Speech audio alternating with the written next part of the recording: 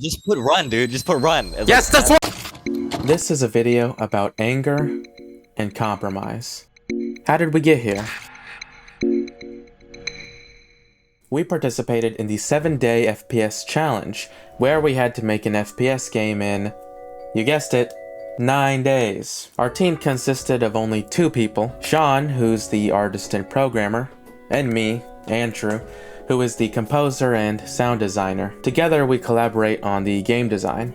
Now, we have other game developer friends who I'm sure would be willing to work with us. However, Sean and I wanted to form a small team of just the 2 of us because we've known each other for a long time and we both share this desire to create powerful, exciting works. Really, we wanted to spend less time convincing other people that our ideas were good. Who's gonna be working on this? Just me. Okay, awesome. I guess that was an arrogant thing to believe because our first compromise fell on us right away when we had to come up with a concept that we could accomplish feasibly with just the 2 of us. We wanted to copy this game called Frostrunner, which was made by a bunch of students. We felt that if students could make Frostrunner, then we could make our game. In particular, we really liked the ice mechanic where you would go slip sliding all over the place and gain insane amounts of speed that you could barely keep under control. Well, as it turns out, doing momentum-based mechanics is difficult.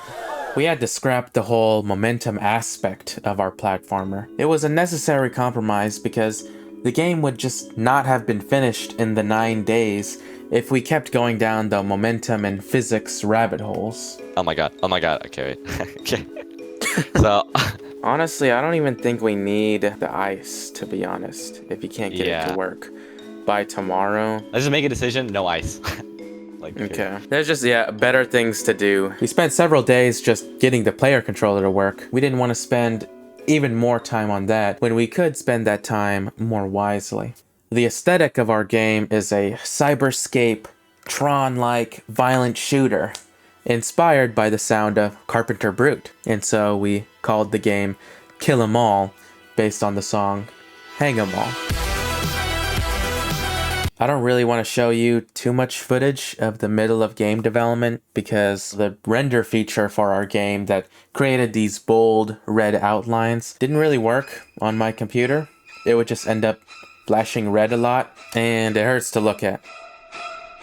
Outlines in the actual WebGL version of the game look good, but the real compromise comes from the textures. As you can see, the size of the grid here isn't uniform. That's because the tool that we used, ProBuilder, messes up all the UVs on the models, and it basically means that the textures don't appear how we want them to. We don't really know how to fix it quickly, and it looks kind of bad. Not gonna lie. There's other stuff too, like how all the level design was done in a manic frenzy by Sean in like one sitting. But right now I'm doing some levels. I really wish I was programming, honestly, because now that I'm doing these levels, I'm now thinking of like, oh my god, there's so many things that need to get done. But you get the idea. There were a lot of things that we needed to compromise on just so that we could actually get the game out on time and make the game in 7 days or 9 days. I don't know. I guess it kind of got to me how we were struggling to get this game finished despite all the compromises. We were still behind in the game's development process, and I was questioning if we could even get the game finished on time without too many bugs. Sean and I were arguing about something completely innocuous, like how text would appear in the game, that I ended up just kinda... No, we didn't say the same thing at all, first of all. Yeah, we did. No. Because you said, okay, so... Oh my god, I don't care, actually. Just put run, dude. Just put run. It's Yes, like, that's what I'm doing! Just shut up! It's not complicated. It's not that complicated. Just put run. I'm gonna put shut up, Sean, and you can replace it later. It is kind of funny, but it's not preferable, you know. Is that if you change one thing in Seanline, just change everything, man. But you're also changing things in Seanline. That's the thing. No, I wasn't, though. I wasn't, because I was playing the game. I will say, there was one saving grace. and that is the music. Really, the game was designed around the music, and we had the idea of a hyper-intense song surrounding the game since before the 7-day FPS challenge started. Hopefully it's just easy, and then we can just rely on game design. Game design, good music. Yeah. I just want to make music and then like close my eyes and just don't even think about the game. Okay.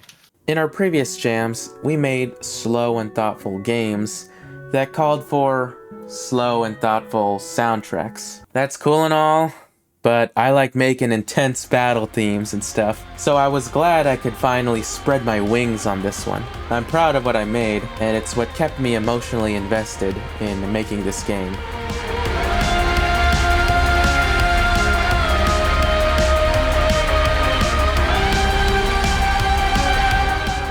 But after several long days of work, the deadline came and went without much fanfare. The 7-day FPS challenge actually gives you several more days after the allotted time to polish up your game, but at this point, Sean and I were burnt out and tired. This challenge didn't end in us barely making the deadline in the nick of time, but instead, it ended with a fizzle, as we grew tired from staying up late working on the game and fixing bugs. Usually when I look back on a game we've made, I find a million things I wish we could have done differently, or things we could have improved. This time, I don't feel those things. We had to make several very necessary compromises in order to get the game even remotely as finished as it ended up becoming. When I look back at the game, I don't think of all the things we could have done differently, but instead I have this feeling in me that says, is this really the best we could do?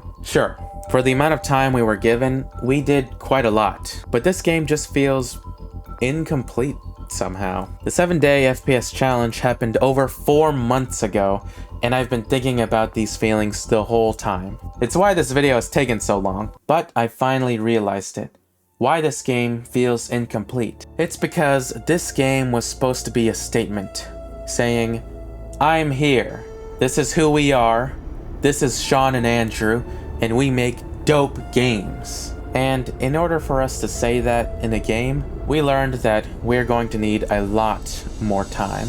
Originally, this video was going to end with a joke about how you shouldn't impulsively make a full game out of a game you made in 7 days. But instead, I want to make a sincere statement. We are making what this game should have been, and it's called Nanospasm. See you next time.